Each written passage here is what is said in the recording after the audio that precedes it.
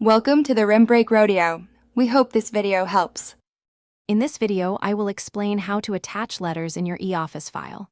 First, ensure your letter is prepared as a digital document, ideally in a widely accepted format like PDF. This initial step is crucial for a smooth attachment process.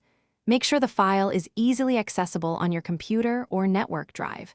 We'll cover the specific preparation steps next. Before attaching, convert your letter into a suitable digital format, such as a PDF document. This ensures compatibility across various systems.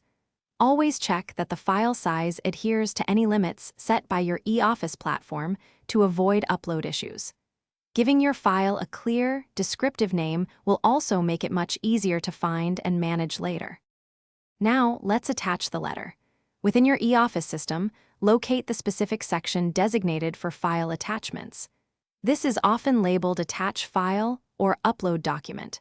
Browse your computer to select the prepared letter you saved earlier.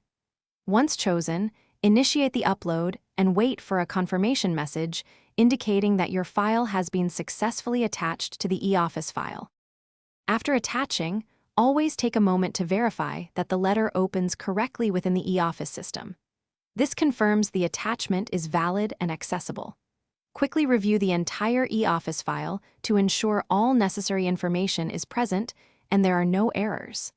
Finally, save your eOffice file to finalize all changes and complete the letter attachment process.